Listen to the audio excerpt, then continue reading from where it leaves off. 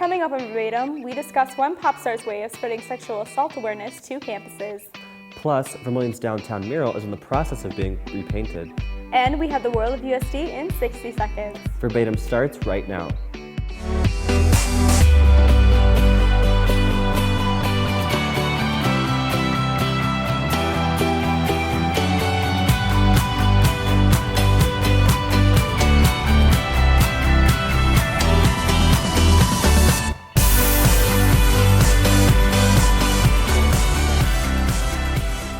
Welcome back to another episode of Verbatim.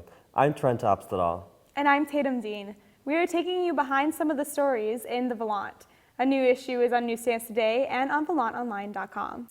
Tatum is a reporter for the Volant, and she joins me today to talk about Lady Gaga's latest music video about sexual assault on college campuses.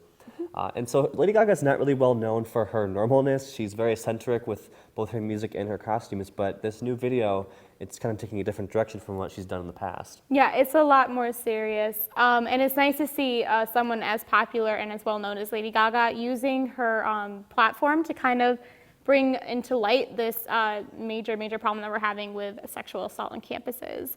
And she does that in her music video. She shows a lot of more graphic, content and stuff like that. But it's good to see because it's, you need to see this in order to understand what people and victims have gone through. For sure. So.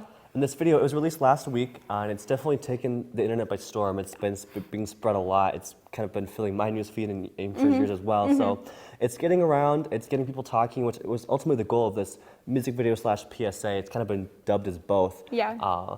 And so it's just kind of cool to see what it's doing, and it's definitely getting the topic out there. And I think it's relevant even here at USD because this kind of thing does happen everywhere, even here on campus, and we've seen that here in the past, and it's probably happening now as well. Yeah. 1 in 5 women, but it's kind of cool just to see how it's spreading so quickly, and it's relevant to everyone across the U.S. and even the world, really. So it's nice to see that, and as far as USD, right now we're in the process of completing mandatory Title IX training online. Yep. That was sent out to everyone. I'm sure you said you got that email last week. Yeah, So. we all the freshmen got the email, and we have to take that as soon as possible, the Title IX training online, so. Yeah, and so this is the second year they've been doing that. Last year they used a program called Haven, and this year they're using a new program, and it'll be kind of cool to see the different pieces from that program to this program, and to see just kind of the difference and seeing how that pans out. But we're going to show you a quick clip really quick here of what we're talking about, just to give you an idea of what this message is all about.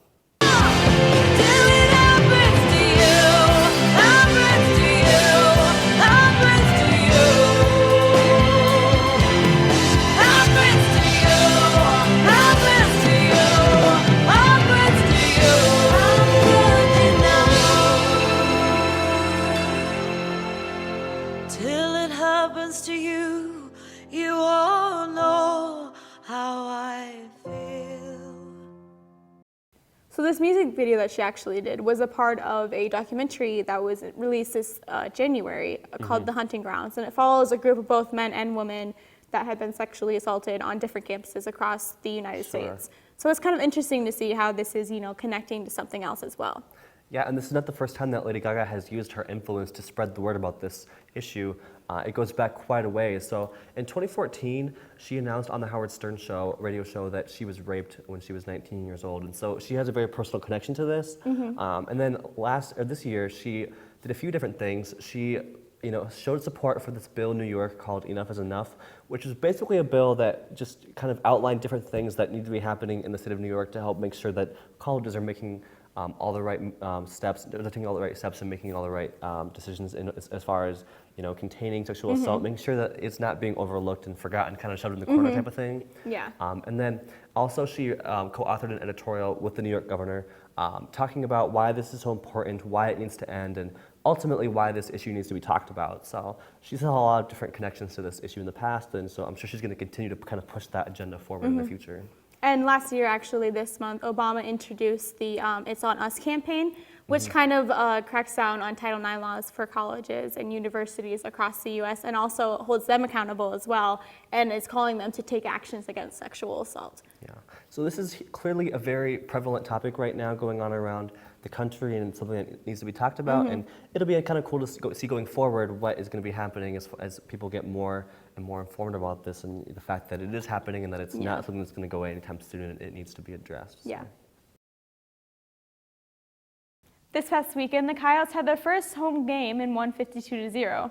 We take a look at the fans who bring school spirit to a whole new level. The Vermillion Mook has the story. Yelling, cheering, and everything Coyotes. The Coyote Crazies is a student organization that attempts to improve student engagement in Coyote athletics and school pride. Students can pay to be a part of the organization and then receive free merchandise as well as access to game tickets at different prices. Communications manager Alana Schmeichel says that more students have been involved with the organization this year. Thought that it's because some of the seniors that were not used to paying left last year, and so now more people are willing to pay the membership fee, and so we have a lot more members and a lot more members that want to be crazy with us. If you want to become a member of the Coyote Crazies, check out their website at coyotecrazies.com. Coming up after the break, we will be taking a look at the repainting of Vermillion's mural on Main Street. We'll be back in just 15 seconds. The Volant is now on your iPhone and iPad with Apple News. Subscribe today.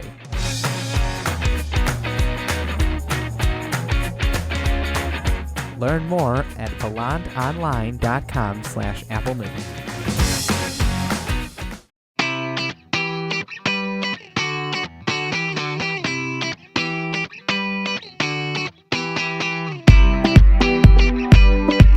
This week, volunteers are coming together to repaint a historic mural in downtown Vermillion.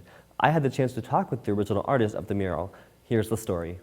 Volunteers this week are helping to bring back life and color to Missouri Weave, a nearly 40-year-old mural stretching across the exterior wall of Lumos Studios and Gallery that represents the geography and history of the region. Adjacent to City Hall, the mural has fallen into a slight state of disrepair due to weather, some vandalism, and structural issues. The project is estimated to cost around $15,000, and project officials say about $12,000 has been raised so far. Dick Termes painted the mural in 1978 and is back this week leading the artistic vision for the project. Termes said he is redesigning part of the mural to incorporate some of the exposed brick on the building, which is the result of crumbling wall surfacing. People of all ages are welcome to volunteer. Termes says no painting experience is required, and also says volunteers should wear clothes they don't mind getting paint on. The project runs daily through Friday and is set to start at 9 a.m. and end around 7 p.m. each day. For the Volant, I'm Trent Opstedahl. Each week, the Volant covers stories that matter to USD students. We take a look at some of those stories happening around campus. It's the world of USD in just 60 seconds.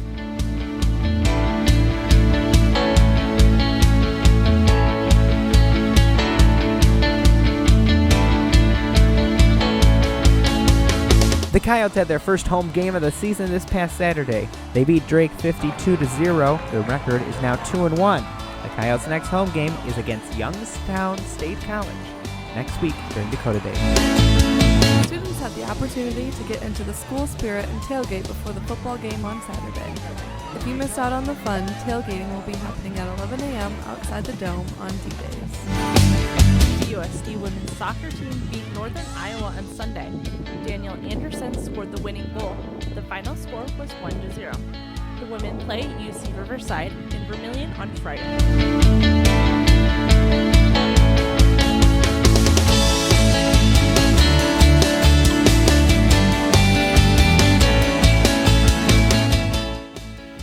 Here's what's happening this week at USD.